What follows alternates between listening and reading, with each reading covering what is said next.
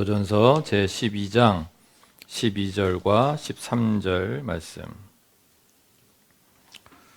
본래는 이 고린도전서 12장 12절부터 13장 13절까지를 오늘 본문으로 하려고 하다가 성경 봉독 하시다가 주무시는 분들이 계실까봐 이렇게 줄여서 맨 앞부분만 오늘 본문으로 삼았습니다. 내용은 그 뒤에 이어지는 그 내용, 무슨 내용인지 여러분들 다 아마 잘 아실 텐데 그것이 전체가 오늘 성경 본문이다 생각하시고 우리 고린도전서 제12장 12절과 13절 말씀을 다 같이 한 목소리로 읽겠습니다. 몸은 하나인데 많은 지체가 있고 몸의 지체가 많으나 한 몸임과 같이 그리스도도 그러하니라. 우리가 유대인이나 헬라인이나 종이나 자유인이나 다 한 성령으로 세례를 받아 한 몸이 되었고 또 다 한 성령을 마시게 하셨느니라. 아멘. 기도드리고 말씀 듣겠습니다. 아버지 하나님 감사합니다. 2019년 한 해 주님이 베푸신 은총 덕분에 저희가 이 시간까지 여기에 있는 줄 믿습니다. 베푸신 주님의 은총을 감사하며 한 해를 보내기 원합니다. 우리의 부족했던 부분들 돌아보며 2020년에는 한 걸음 더 주님께 나아가기를 소망하는 마음으로 이 예배를 올립니다. 주님, 우리의 예배를 받아 주시옵소서. 이 시간에도 성령으로 함께하여 주옵시고 우리가 주님께 오직 영과 진리로 드리는 예배 될 수 있도록 인도하여 주옵소서. 부족한 이 종을 붙들어 주실 줄 믿고 감사하오며 우리 주 예수 그리스도의 이름으로 간절히 기도하옵나이다. 아멘.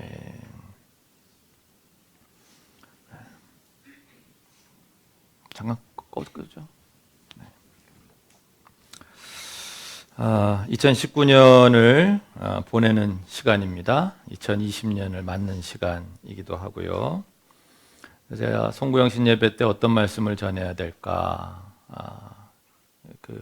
지난 당회 때 다른 해 당회 같지 않게 제가 이렇게 전하고 싶은 말씀을 정리해가지고 전해드렸기 때문에 또 무슨 말씀을 잘못 전하면 그냥 사족을 다는 꼴밖에 안 될 것 같아서 그래서 어떤 말씀을 전할까 고민하고 기도하는 중에 일기장도 제가 들춰보고 2019년 어떻게 살았나 어떤 생각을 해왔나 일기장도 들춰보고 또 어떤 말씀을 전했나 싶어가지고 설교 노트도 꺼내서 쭉 보고 그랬습니다.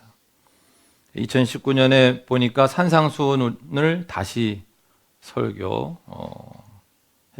그리고 이어서 이제 로마서 강해를 시작하게 됐죠.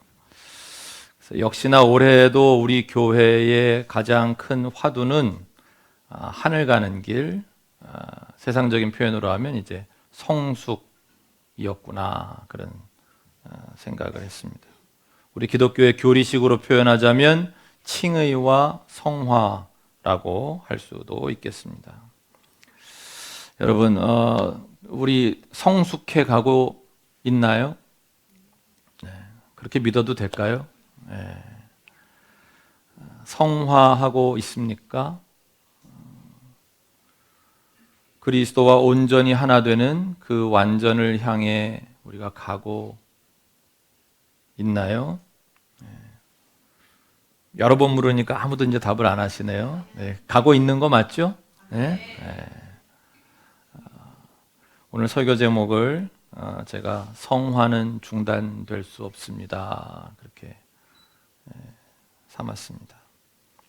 어떻게 해야 성숙할 수 있을까? 어떻게 해야 성화하는가?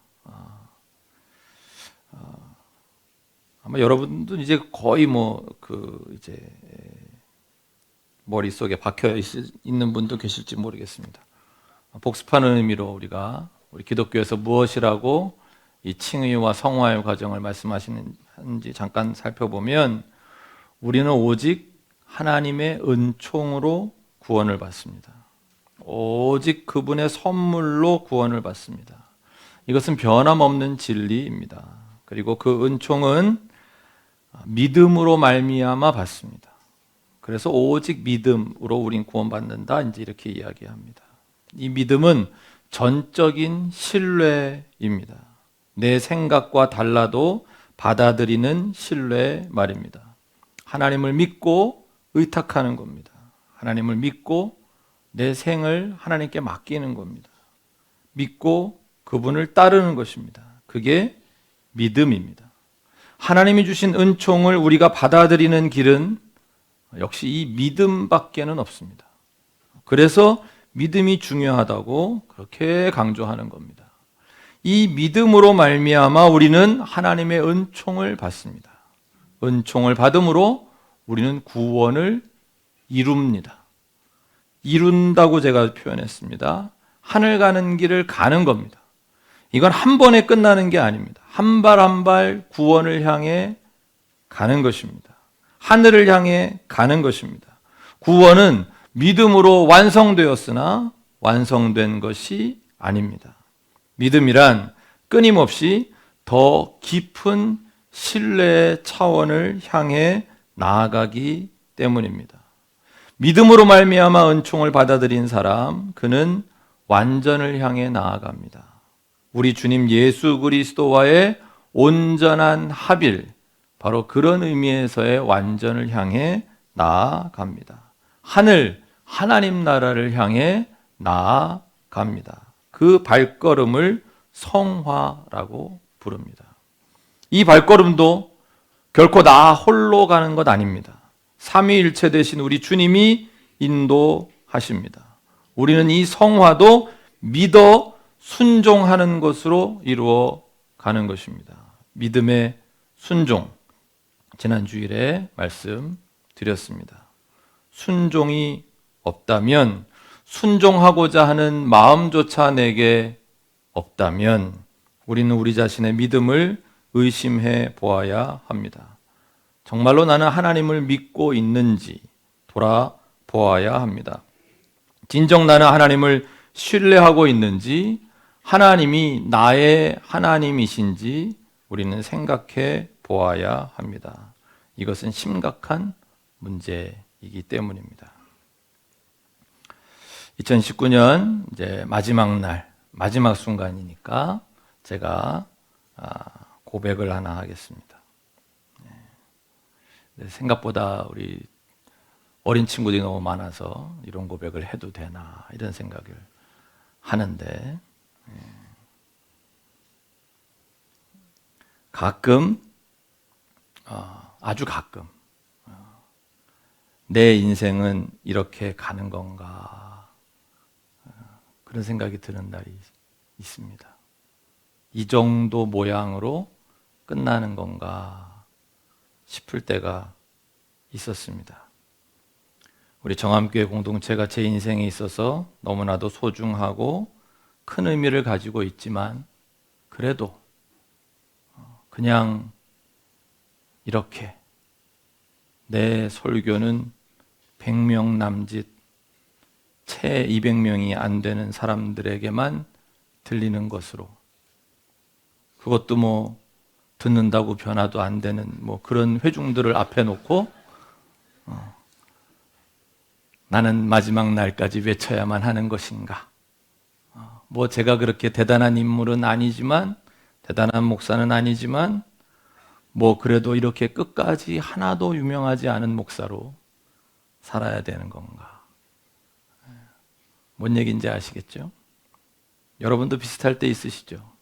사는 게 뭐 이러냐? 별 의미도 없고, 별로 이루어 놓은 것도 없고, 별 재미도 없고, 이렇게 끝나가는 게 인생인가 싶을 때 우리 다 있지 않습니까? 그런데 어느 날 주님이 제 마음에 이렇게 말씀하시는 것 같아요.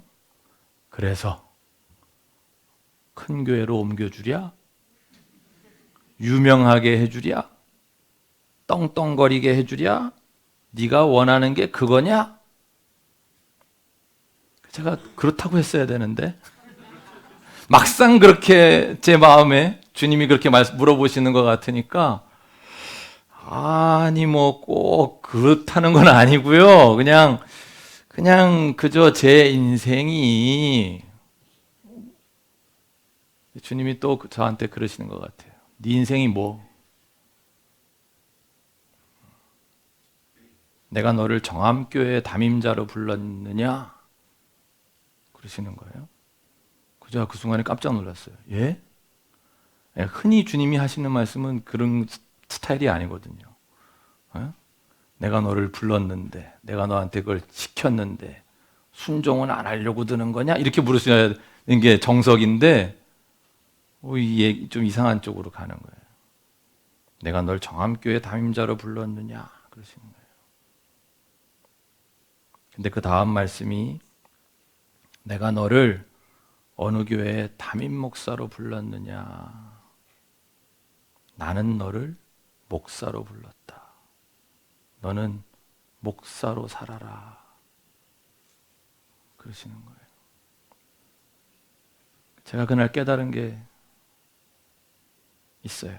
그래, 나는 어느 한 교회 공동체의 담임 목사이기도 하지만 그 이전에 나는 목사구나.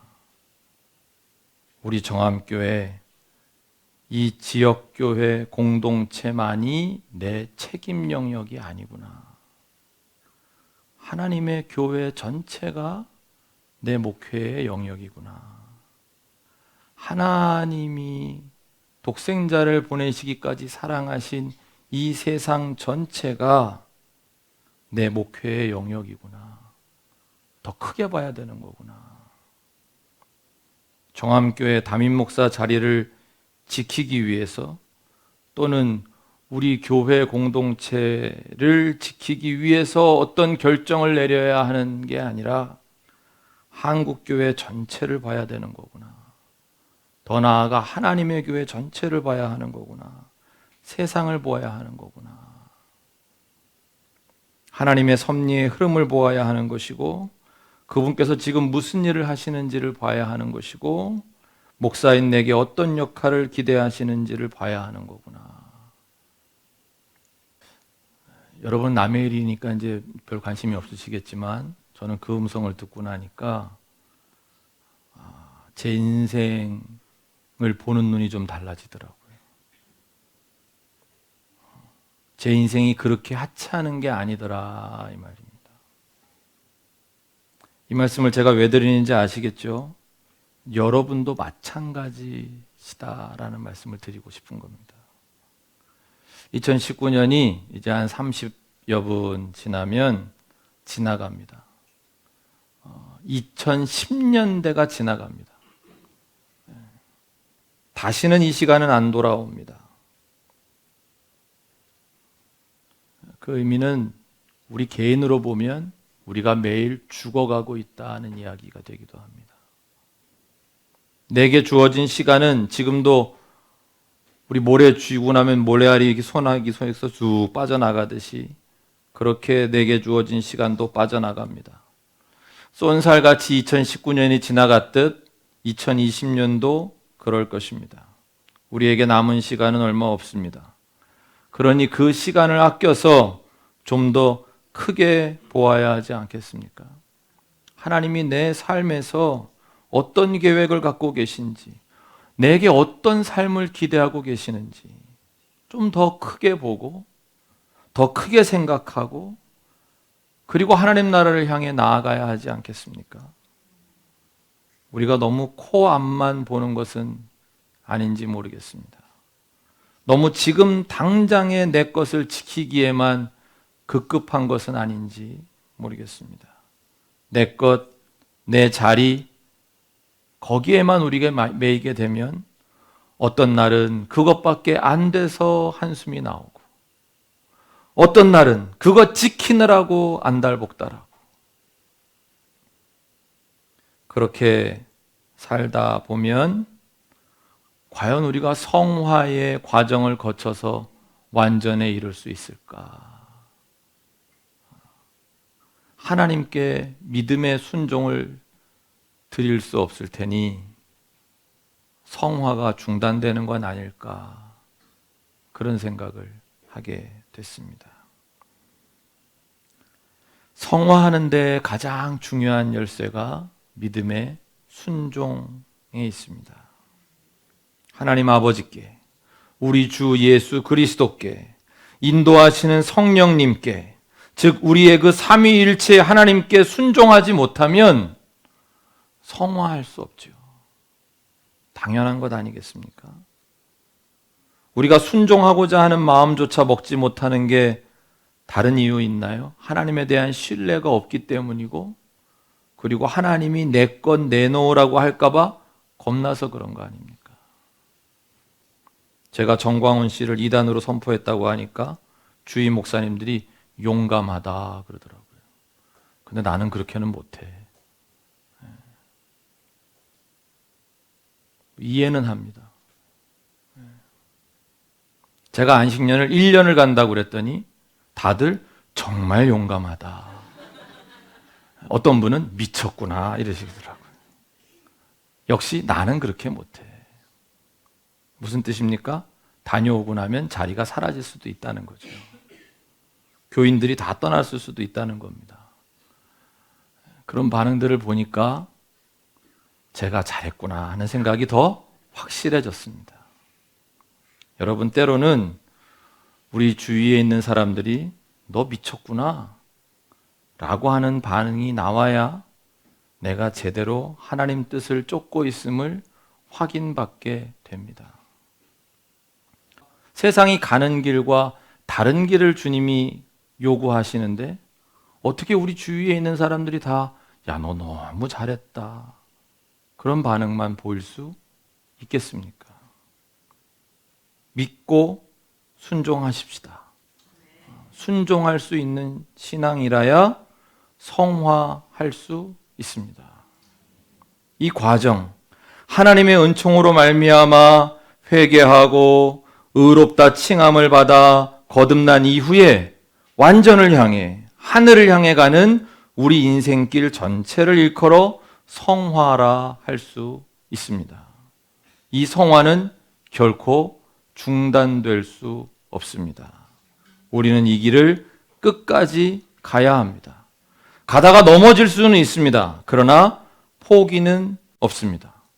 포기는 뭐라 그랬지? 내가 3부 때? 네, 포기는 배추 셀 때나 쓰는 단어다 그랬습니다. 언제나 기억하십시오.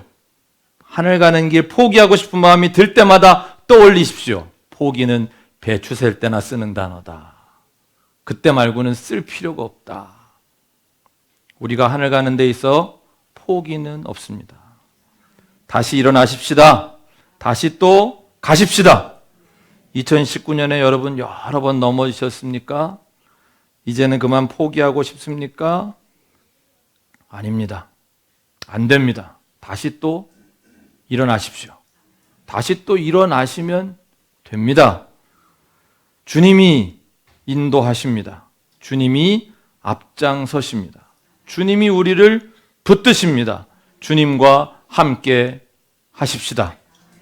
주님과 함께 가는 길이므로 우리가 가는 이 하늘 길은 외로우나 외롭지 않습니다. 힘드나 힘들지 않습니다. 어렵지만 어렵지 않습니다. 희한합니다. 신비합니다. 주님과 함께하면 없던 길도 생깁니다. 없던 기쁨도 생깁니다. 없던 힘도 생깁니다. 없던 평화도 생깁니다. 그게 신앙의 길입니다. 그게 성화의 삶, 성숙의 삶입니다. 우리끼리도 함께 가십시다. 혼자는 못 갑니다. 넘어지면 서로 일으켜 주십시다. 누가 실족하면 책망하기보다 위로하며 함께 가십시다. 누가 힘들어하면 왜 그런지 판단하고 비판하기보다 함께 힘들어하며 힘이 되어 주십시다.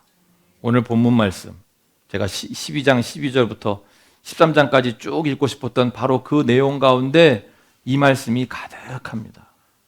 12장 지금 오늘 이 하의 말씀은 우리가 왜 한 몸인지 그거에 대한 말씀이 쭉 나옵니다. 우리는 그저 한 몸을 이루는 여러 지체들이라 다른 생각, 다른 모양, 다른 태도들을 가지고 있다는 겁니다. 너무 당연하다는 겁니다.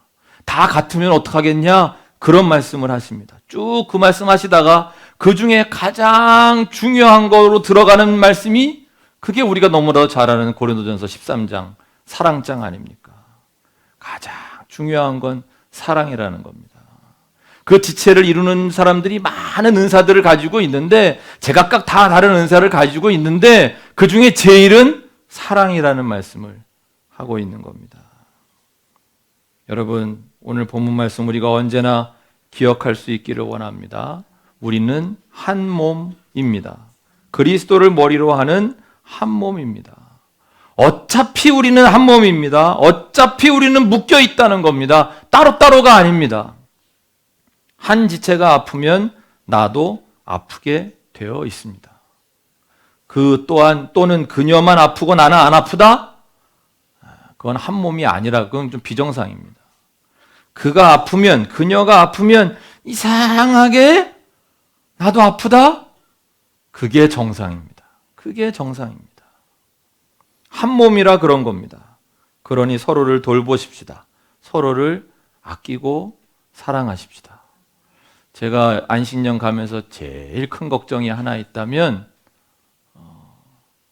그 여러분들의 사랑이 묶어져 가는 데 있어서 뭔가 제가 그 도와드리는 역할을 해왔다고 생각하는데 저 없으면 그게 풀어질까 봐 그거 하나 걱정인데 그건 제 인간적인 걱정이고 주님이 묶어주실 줄로 믿습니다. 우리 서로 한 몸입니다. 우리 서로 사랑해야 됩니다. 제가 이재철 목사님 설교에 등장하는 예화 하나 소개하고 설교를 정리하겠습니다. 아내와 사별하고 혼자 어린 아들을 키우던 젊은 아버지의 이야기입니다. 젊은 남자가 아내를 일찍 여의고 어린 아들 하나 키우기가 얼마나 어려웠겠습니까?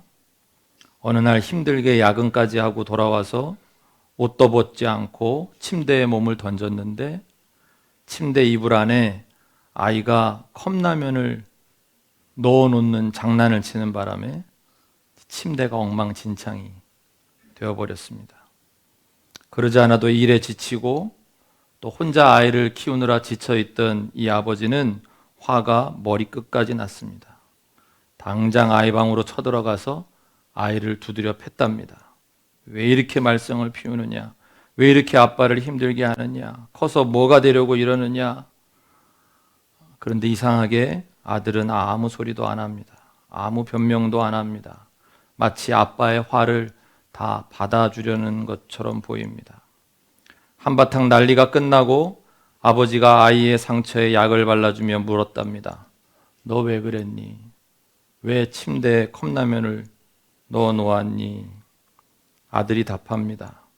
아빠랑 먹으려고 컵라면에 물을 부었는데 아빠가 생각보다 늦으셔서 식지 말라고 침대 이불 밑에 넣어 놓았다고. 아빠 들어오시면 꺼내드리려고 했는데 아빠가 들어오자마자 침대로 몸을 던지는 바람에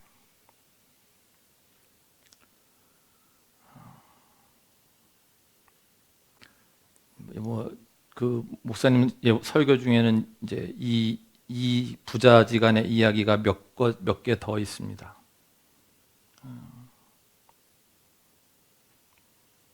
다 그런 식입니다. 혼자 아들을 키우는 아빠의 어려움을 호소하는, 나는 우리 아이를 사랑하는데 이렇게 맨날 때리고 야단치고 내가 그러고 있다는 그런 이야기인데 이재철 목사님이 화를 내셨습니다. 이 예화 끝에. 사랑을 모른다. 야단을 치기 전에 한 번만이라도 그 아이의 눈부터 보았더라면 그렇게 아이에게 상처를 주는 일은 없었을 것인데 그 아이의 눈을 한 번만 들여다 보았더라면 그 아이가 왜 그렇게 할 수밖에 없었는지 그 눈이 다 이야기하고 있었을 텐데. 그래서 사랑은 눈을 보는 것이다. 그렇게 설교 중에 말씀을 하셨습니다. 그게 사랑의 첫째고, 둘째는 사랑은 함께 하는 것이다. 사랑은 자신의 시간을 내어주는 것이다. 그렇게 말씀하셨습니다. 사랑이라는 것이 자신을 희생하고 자신을 내어주는 것인데, 우리가 내어줄 수 있는 것 중에 어쩌면 가장 귀한 것이 나의 시간을 내어주는 게 아니냐. 나의 시간을 내어주는 것은 곧 내 인생을 내어주는 것이니, 그래서 사랑은 나의 시간을 내어주는 것이다.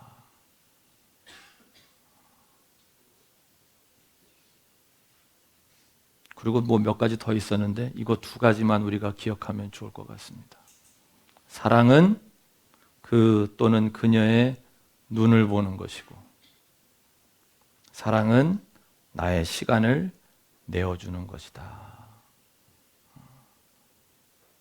자, 우리 부부끼리 앉으신 분들, 또 가족끼리 앉으신 분들 있죠? 자, 눈 언제 쳐다봤는지 기억 안 나시죠? 네. 자, 네. 남남끼리는 하지 말고. 자, 눈 한번 봐주세요. 눈 한번 보세요. 눈 한번 보세요. 눈 한번 보세요. 그 눈이 뭐라 그래요? 그 눈이 뭐라 그래요? 네? 오늘 가족과 함께 오지 않으신 분들 집에 가시면 자고 있는 사람 깨워가지고 나 좀 한번 봐. 괜히 그러다 싸우지 마시고 내일 아침에 서로의 눈을 한번 들여다보는 시간 가지시기 바라고, 그리고 우리 아빠들 너무 바쁘잖아요. 요즘에 또 엄마들도 다 바쁘고. 그래서 이재철 목사님이 그걸 하셨대요. 아들이 넷인가 있는데 군대 가기 전에 꼭 그 아들, 그러니까 아들과 단둘이 1박 2일, 좀 길게 시간 내실 수 있으면 한 2박 3일 여행 같이 가시고, 그것도 정 안 되면 하루 같이 명동에 나가서 뭐 아이스크림도 사 먹고, 그냥 백화점 앞에 앉아가지고 지나가는 사람들 구경도 같이 하고, 꼭 같이 하는 시간을 내어주시곤 했대요. 그래요. 그 굉장히 중요한 것 같아요. 그죠? 같이 시간 내어주는 거. 저도 우리 딸들하고 우리 아들하고 그렇게 해보려고 그러는데 그게 하기가 쉽지가 않더라고요. 단둘이 어딜 가려고 되게 어색하고. 네. 근데 해보려고 말씀드린 거예요. 하자고 제가 제안하는데 뿌리침을 안 당하려고 미리 얘기하는 거예요. 여러분도 오늘 아이들하고 같이 들으신 분들은 제가 멍석을 자리를 깔아드렸으니까 뭐 아이들하고 그런 시간 일부러 좀 가져보세요.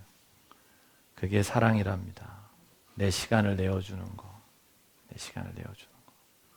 근데 우리 잘할 때는 우리 부모님들이 그런 걸 못 하셨잖아요.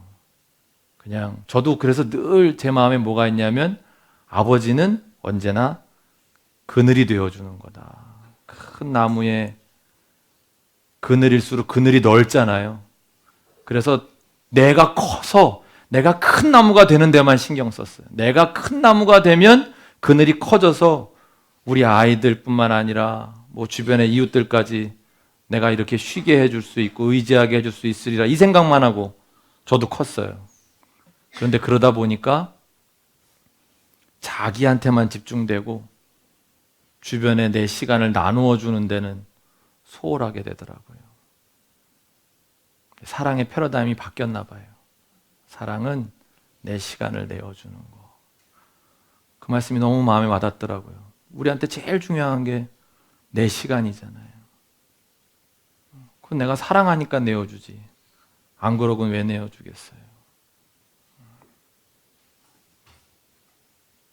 2020년 우리 그렇게 서로 사랑함으로 그리스도의 한 몸을 이루어 가십시다.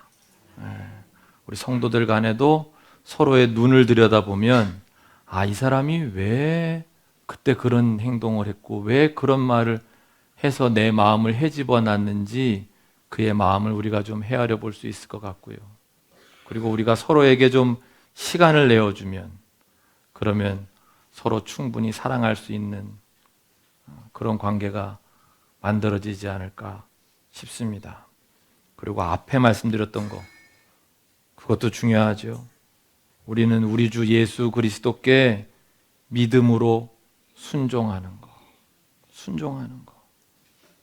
순종해야 이 성화의 삶 중단 없이 가시는 복된 새해가 될 줄로 믿습니다. 2020년 한 해도 오늘날까지 2019년까지 함께 하신 우리 주님이 우리 모두와 함께 하실 줄로 믿고 감사드리며 주님의 이름으로 주님의 함께 하심을 축복합니다.